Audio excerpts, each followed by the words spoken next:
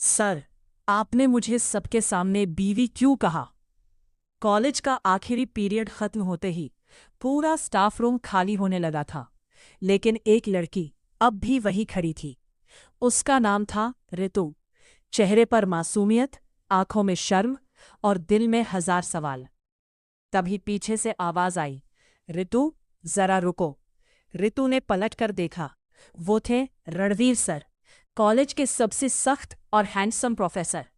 पूरे कॉलेज की लड़कियां उन पर जान छिड़कती थी, लेकिन रणवीर सर किसी से ज्यादा बात नहीं करते थे। रितु धीरे से बोली, जी सर। रणवीर उसके करीब आए और मुस्कुराकर बोले, आज घर नहीं जाओगी क्या? जाऊंगी सर। तो चलो, मैं छोड़ देता हूं। रितु घबरा गई।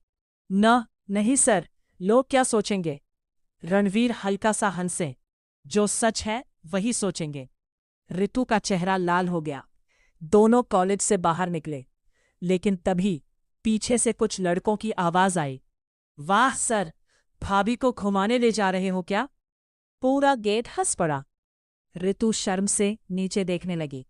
उसे लगा रणवीर डांट देंगे, लेकिन रणवीर मुस्कुराकर बोले, अभी तो सिर्फ बीवी कहा है, अगली बार अपने बच्चों की माँ कहकर इंट्रोड्यूस करवाऊंगा। पूरा माहौल अचानक शांत हो गया। रितु की धड़कन तेज हो गई। वो कुछ बोल भी नहीं पा रही थी।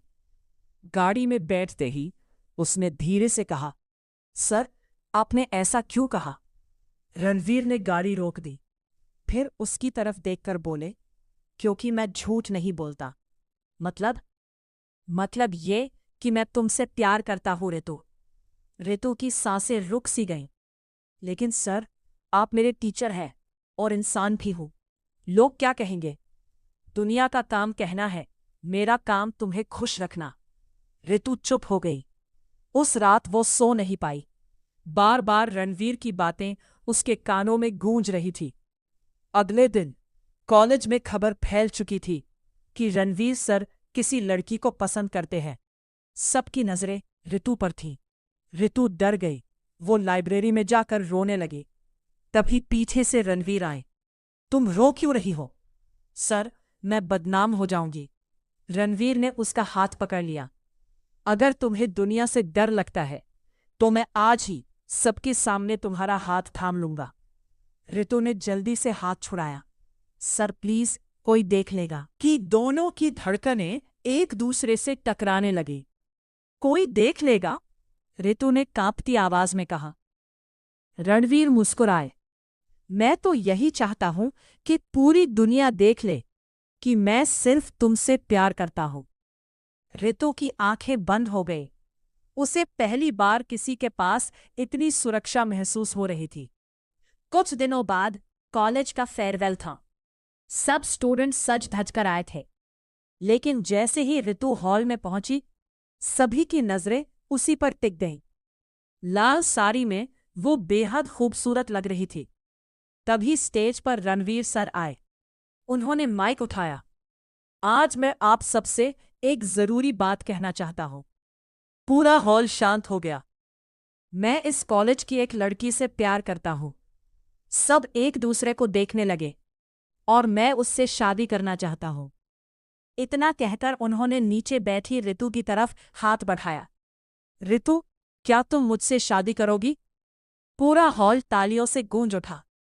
रितु की आंखों में आंसू आ गए।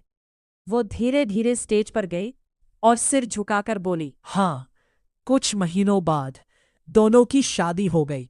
रणवीर रितु को अपनी जान से ज्यादा प्यार करते थे। एक दिन शादी की पहली एनिवर्सरी आने वाली थी। रितु किचन में काम कर रही थी। तभी रणवीर पीछे से आए और उसे अपनी बाहों में भर लिया। सर, छोड़िए ना। अम्बी सर, आदत है। रणवीर हंस पड़े। फिर उसके कान में धीरे से बोले, शादी की पहली एनिवर्सरी से पहले मुझे एक बच्चा चाहिए, समझी? रितु शर्म से लाल हो गई। आप भी ना? रणवीर ने उसे और करीब खींच लिया। मैं सच कह रहा हूं, अब मैं तुम्हें हमेशा ऐसे ही अपनी बाहों में रखना चाहता हूं।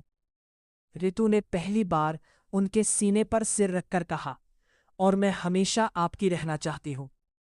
तभी बाहर तेज बारिश शुरू हो गई। कमरे की खिड़कियों से आती ठंडी हवा और रणवीर की बाहों में सिमटी ऋतु। उस पल दोनों को लगा जैसे पूरी दुनिया रुक गई हो। उस दिन ऋतु समझ चुकी थी, सच्चा प्यार वही होता है जो दुनिया से लड़कर भी आपका हाथ कभी ना छोड़े। और रणवीर ने साबित कर दिया था कि मोहब्बत उम्र नहीं देखती, बस दिल देखती है।